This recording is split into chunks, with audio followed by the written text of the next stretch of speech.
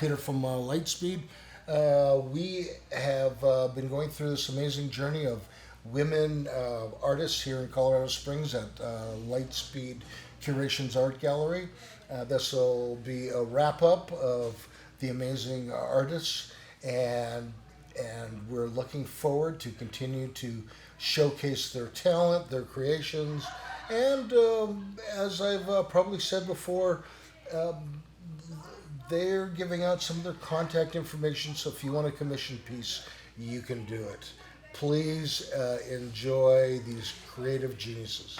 Hi, this is Peter from the third chair down at Lightspeed with artist Christy Lorenzen. Hello. Thank you for being here with us. Thank you for having me. So you're an artist. I saw some of your work, some watercolors and oil. Tell us about your art. Yes, oil and watercolor is my favorite. Is this going to be edited? We don't really edit anything. We don't really, yeah. People just talk how they talk, because we screw up all our words too. Yeah, so you like, I saw some landscape type stuff. Yes. And if I recall correctly, some water or beach or something. Yes, so water is a passion, definitely sky. So I feel like when I got really into oil, it was about the sky and clouds, and I feel like my early work was all about just loving to do clouds in any way. Yes. Yeah. Do you now, if I understand right, like isn't like oil painting kind of like dangerous? Don't you have to like wear like a protective body armor and gloves and stuff like that? Well, I've seen people wear gloves. I do not. Oh, you don't? Oh, you roll the dice. So I sewed my own apron out of scraps, and I have my favorite apron that I put on. It's almost like a ritual that I put my apron on when I do oil. And I started with acrylic and then got into oil and love oil so much. And then when I've tried to go back to acrylic, I hate it. I love oil, yes. And I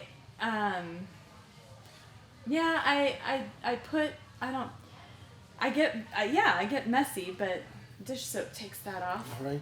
Do you have like a ritual like before you paint? You know, like some people that perform sports, they put on their clothes in a certain way, or listen to certain music, or not step on the cracks. You know, do you have a ritual when you decide to paint? No, I mean, I guess I have a routine.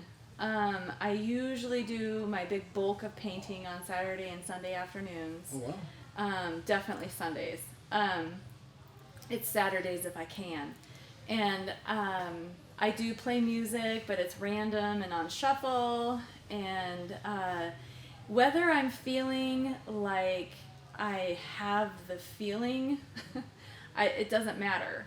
I do it. You do it. Yes. You're disciplined. It's going to happen. Yes. We are here together. This is going to happen. Yeah. So I definitely have some. I went through an obsession phase where it was all I could do, and then now I'm at a point where no matter if I'm feeling inspired, sad, mad, happy, joyful, into it, not feeling it, I do it. That's good. You know, that's how you're supposed to be, like going to the gym as well. It's like you got to show up and do it despite how you're feeling. Because then I always then end up feeling like I love it. The feelings that come after. And I mean, one of the other hats I wear is a life coach. There's something called dualistic thinking, where some artists, it's like I can only create when I feel it. And there's others that it's like, nope, doesn't matter what I feel, I gotta sit down and do it. Yeah. You know, and you know, Isaac Asimov, the great sci-fi writer, was that way. He would just get up early and pound away for 8 hours in the keys, whether it felt like it or not. Yeah. It's funny though, I feel that way about oil, where I do it no matter what. There's a drive there, and some major inspiration there. But certain arts, I get into collage. There's some collage here as well. But there's like collage, I have to be in a certain mood. Oh, collage requires the mood. Yes. Yes. And watercolor is messier, I think, than oil. My watercolor, now that I've gotten it bigger and I like to splatter it. So oil is kind of a no matter what. Watercolor and collage, it depends. It requires a certain, I don't know. So do you have to put on a certain music and pour a glass of wine and turn the lights down a little bit? It's like, okay, I'm now ready to attack watercolor, or the equivalent sort of routine or ritual? I don't know. I still just play my music on random. You like the idea of a random shuffle? Yeah. Is there some groups that speak to you more than others when you're creating? I am very random. Very random. Yes, Wow. for sure. So, in any given session, an oil, watercolor, or whatever, it could be hardcore hip hop playing, which I get teased about from my friends that I'm like the artist kind of doing a Bob Ross's landscape listening to like hardcore hip hop. To very emo, soft singer-songwriter kind of alternative, but also the classics. Like one of my favorite songs ever is Van Morrison, Into the Mystic. I like all the. I'm constantly playing Beatles to John Denver, like real classic stuff. Now that's a range, Thank God I'm a country boy. And yes, that's one of my favorites. I have that record, like the original record. Yes. Wow, that's fantastic. I mean, I'm more of a classic rock guy. Yeah, classic rock, alternative, hip hop, all of it. I like 80s hair bands too. But, me too. Yeah. No, but that's quite a collection for motivation if you are, going between Hey Jude and the Beatles to Snoop Dogg and yeah, exactly. Yeah, exactly. Do you ever deal with sort of the idea of, or have to figure out what to do if you have sort of the equivalent of writer's block when you're working? Yes. And what do you do? Okay, I'll tell a secret. Yeah, tell us a secret. No one else. As a matter of fact, turn the cameras off, Mr. Producer. Yes, the camera is. The camera's off. The microphones are off. I Yeah. promise it's off. It's a controversial secret, I'm finding out, maybe, but because of course I have tons and tons of inspiration saved by pictures I take, and so many that it could last me a lifetime of painting. But sometimes when you're just not feeling it and you're really desperate for what should I do, I have said to AI, bold, beautiful, bright colors of shocking colors of mountains and sky, and I'll describe something, or I'll say very misty coast with pine, organ-like. I get the feeling that I want of a picture, and then it'll show me something, and I don't do it exactly, but it'll show me something that I think kind of a prompt. Yeah. Yes, and I'll think, yeah, I'm gonna do that, and nice. It's That's fantastic. I've just done a couple like that but I've liked the idea that it gave me different than any picture that I've taken. Well, we have to keep up with technology and how we can integrate it into our work. I mean, it wasn't that long ago the idea of having a writing pad, artist pad for your computer. That would have been thought of as unheard of. Yeah. You got fantastic microphones and cameras and iPhones. Yeah. You can do high quality work with that. So I think it's wise to use the technology to your advantage. Yeah. I mean, but out of the 20-some paintings that I have here, and the 60-some that I had in my last show a couple of months ago, there's only 2 that are inspired by that. When I was like, I want to see what that spits out. And so it's not often, but it's been interesting. It's a new thing that I've tried. I like it. You got to experiment. What's the other saying in the art world? Good artists borrow ideas, great artists steal them. Yeah. Yeah. Do you do anything else in the art world in terms of, do you play any musical instruments, or have you done any acting or writing? Writing. So I started out as a writer, like I was very much thinking I was going to be a writer. And I had blogs long ago, and I'm very into, and actually there's poetry on the back of some of my watercolors. I have a basket out there that's just simple watercolors, like not big, not framed, they're just a basket out there. And some journals I've covered with them as well, but on the backs, if you flip it over, there's poetry. Oh, wow. So I'm really into poetry. I've written a book, not published, and I used that was my focus a long time ago, and that was the only art that I thought I was really into before I 10 years ago started trying to draw and paint. But I thought I was a writer. Right. Well, I asked the question because I really find that to be the case. People start down one road and then pivot to something else, but they're still looking to be creative the whole time.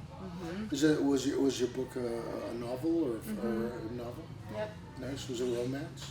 Like a Harlequin romance? No. No, it was kind of an edgy coming of age story about. Actually, yeah, it was. You don't have to share the details. Never mind. Of it. That's all right. That's all right. We'll save it for another time we record you. We're still pretending that we haven't turned the cameras back on. Yeah. So, do you? I mean, you're here at an art show. You've got pieces on the wall that obviously are for sale, and so I'm assuming that you would take commissions. You'd talk to someone if they said, I want a fluffy cloud that looks like a hippo in a very blue sky. You'd talk to them about a possible project. Yep. What's the best way then, if someone sees the broadcast and would just like to talk to you about that, what's the best way to contact you? Well, Facebook, I have an art page, Art by Christy Lorenzen, so you could try to message there. Also Instagram, Christy Lorenzen, you could message on that. Yeah, I find this whole messaging on Instagram as a primary method of doing business.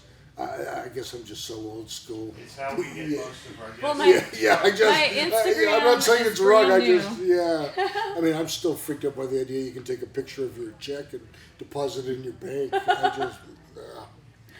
Well, thank you so much for being with us and chatting with us. Thank you. And come on, gang, if you see this, let's contact her, get a few commissions going, and help her out. Thank you. You're so welcome. Pleasure meeting you. Pleasure to meet you too. Thanks for you your so time much. today. Yes.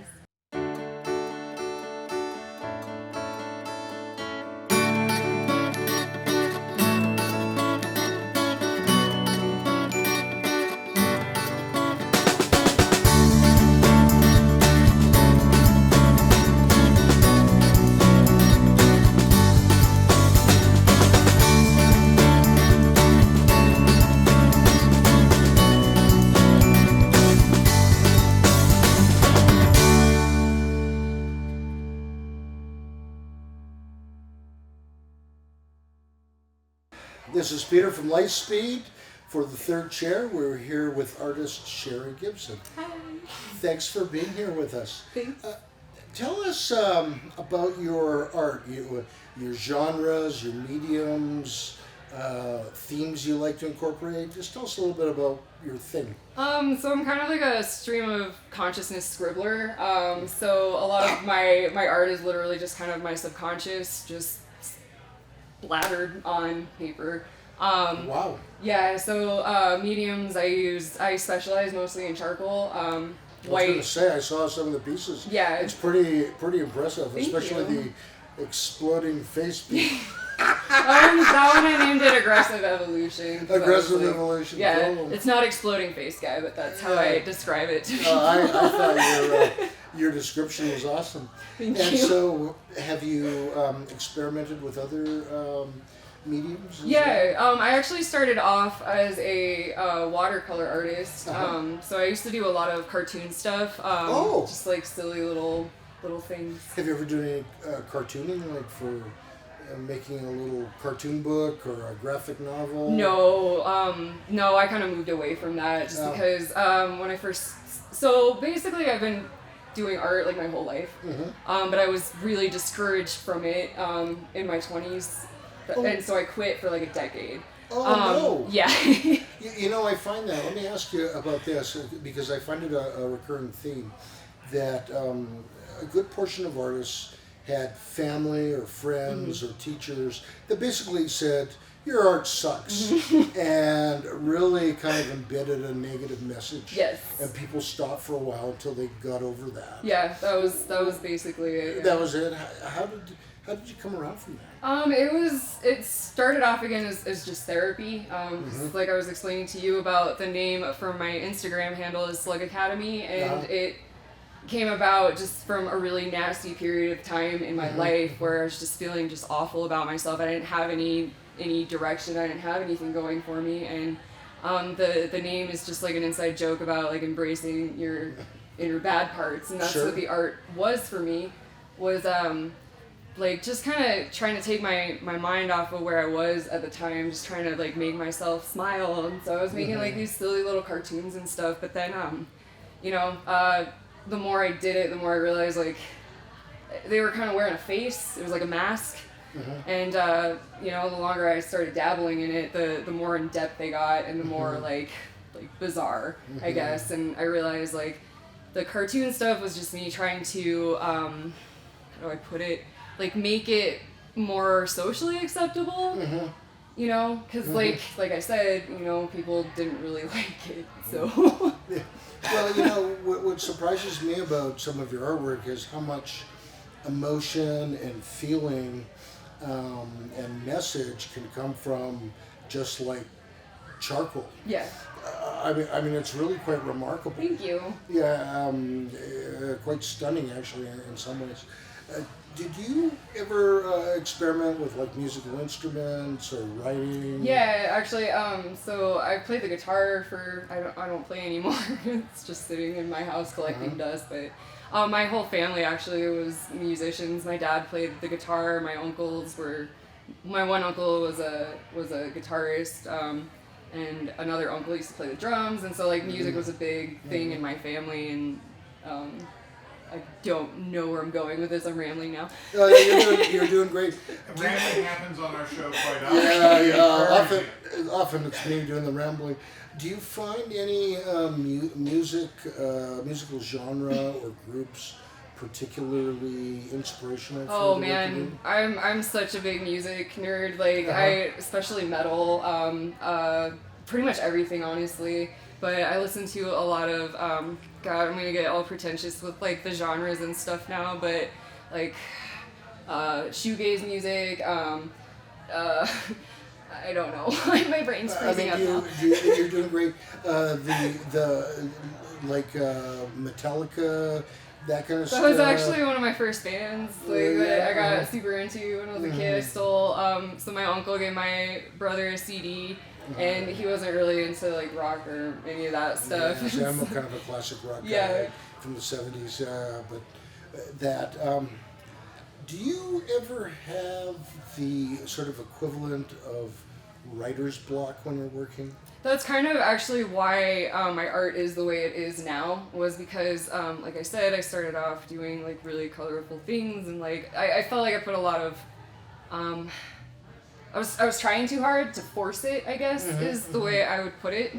And so I find that the stream of consciousness thing actually frees that up. It just kind of like takes the block away because you're not really trying to come up with anything. It's just what's inside, and it's literally just like the thoughts and feelings and that stuff is just there, and so that's. So this question might not make sense in light of what you just explained, but I'll try anyways. So would you say there's like a theme or a message to your art that you're attempting to portray? And again, since you're saying it's subconscious, I don't know if that question makes sense. I guess Actually, the term spiritual alchemy came to mind. Spiritual alchemy. Yeah, I mean, it's healing through art, and that's what it was for me. It was just trying to find some kind of purpose and order through what I'm working on, and I think if my message is anything, it's find what you love and just let it take you places. Like you kind of, that was the thing. It was like I quit art for forever, but it followed me. You know, Sure. I was always an artist. It was always in me, but I didn't have I couldn't express it for a long time. And once I did, like I feel like my life just kind of started fitting. Well, it's really started. well known that art therapy is so helpful Yes. for people's healing of so many things.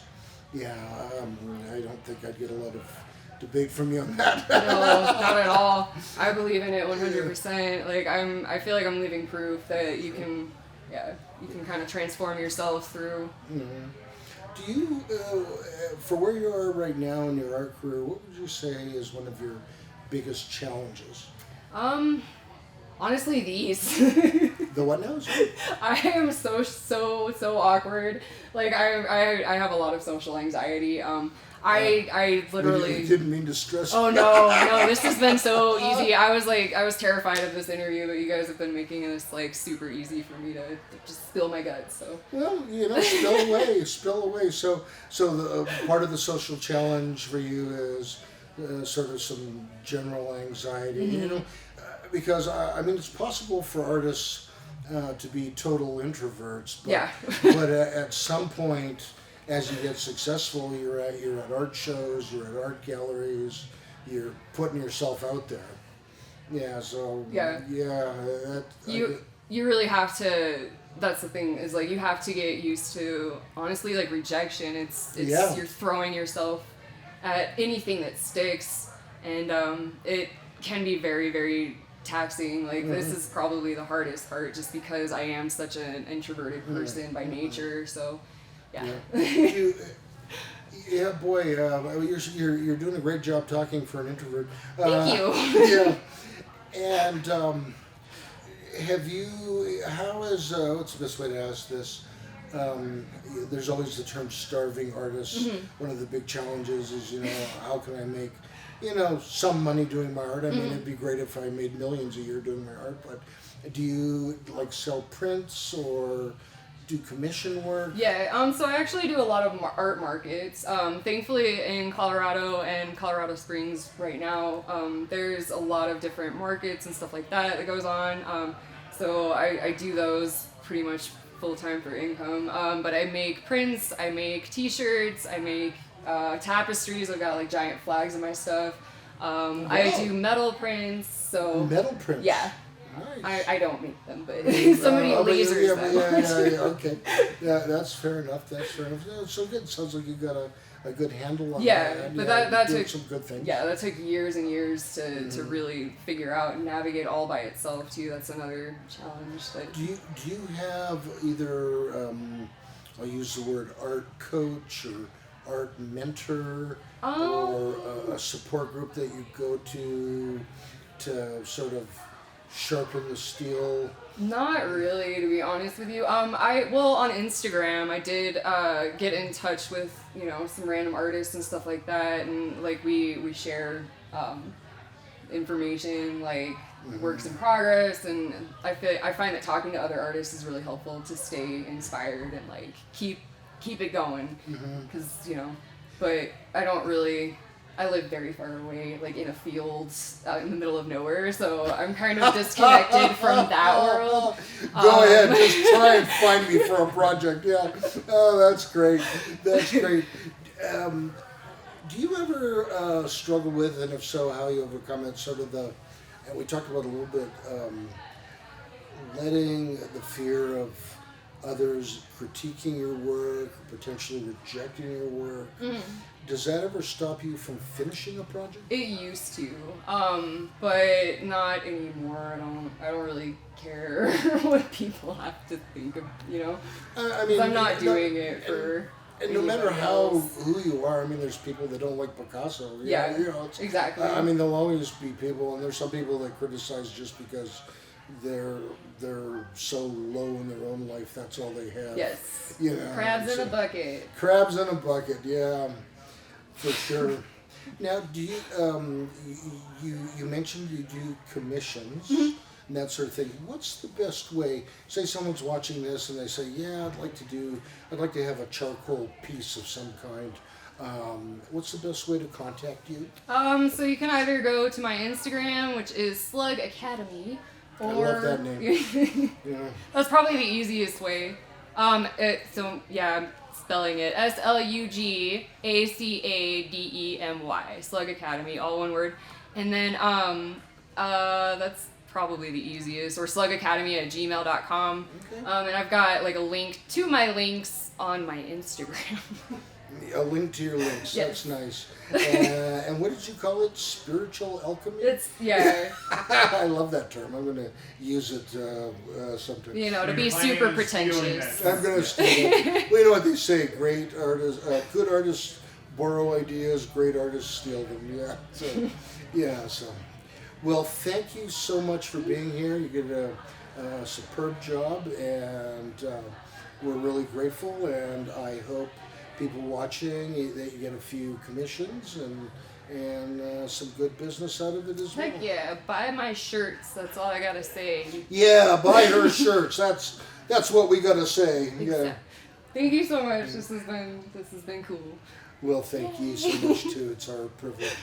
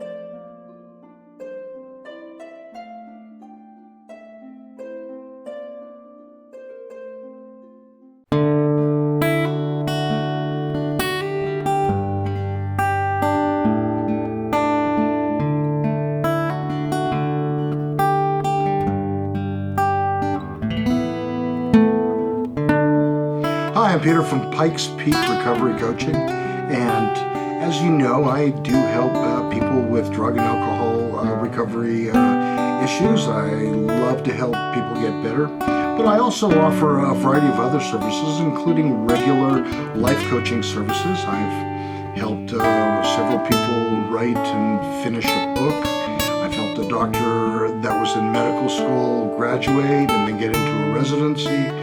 And I also actually have quite a background in mathematics, and I do some math tutoring for the GED as well as the ASVAB for those that are thinking about a career in the military. So my contact information is on the screen. Please send me an email or a text, and we can talk about some of these services and how I can help. That's Peter Grigg at Pikes Peak Recovery Coaching.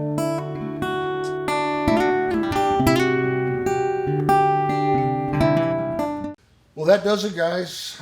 We've wrapped up our lineup of amazing female artists. I hope you've enjoyed hearing about these amazing people as well as seeing some of their work. Please like, share, subscribe, hit the bell notification icon so you know when we've uploaded another episode. Good night from Light Speed Curations Art Gallery in Colorado.